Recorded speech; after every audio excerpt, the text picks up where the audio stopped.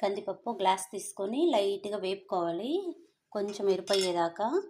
అప్పుడు వేపిన తర్వాత ఒక 2 అవర్స్ నానబెట్టేసేయండి. దీంట్లో ఇప్పుడు ఒక కట్ట చుక్కకూర, సగం కట్ట పాలకూర వేద్దాము.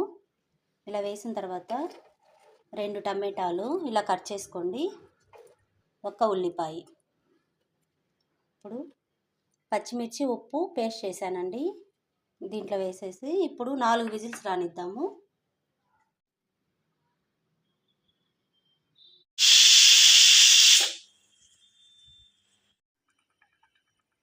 పప్పు 4 విజిల్స్ వచ్చిన తర్వాత ఒక్కసారి కలిపి ఇప్పుడు ఇందులో కొంచెం చింతపండు రసం వేసుకుందాము. వేసి మళ్ళీ కలపండి. ఒక 2 నిమిషాలు ఉడకనిద్దాం. పప్పు తాలింపు వేసుకుందామండి. కొంచెం ఆయిల్ వేసి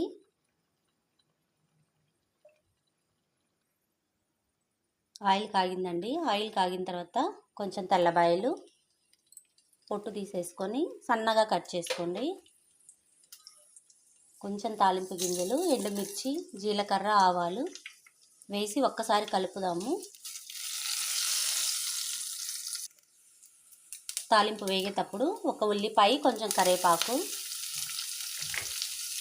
ఒక్కసారి కలపండి. ఉల్లిపాయ సన్నగా కట్ చేసుకోండి. దీంట్లో కొంచెం ఇంగువ,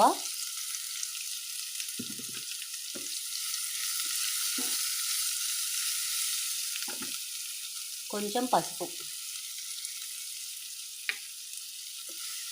తాలింపు అంతా స్లిమ్లోనే వేపండి, బాగుంటుంది, మాడిపోకుండా ఉంటుంది. తాలింపు అంతా ఇలా వేగిన తర్వాత ముందే పప్పు ఉడకబెట్టి పెట్టుకున్నాం కదా, ఆ పప్పు అంతా దీంట్లో వేసేసుకోండి.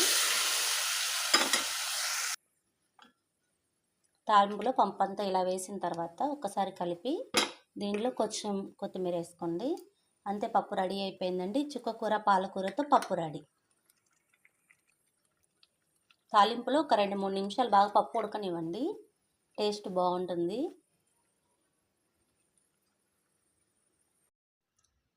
అంతే అండి, పప్పు రెడీ అయిపోయింది.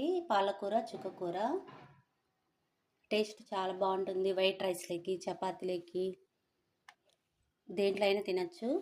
ఈ వీడియో కనుక మీకు నచ్చితే లైక్ చేయండి, షేర్ చేయండి, సబ్స్క్రైబ్ చేసుకోండి.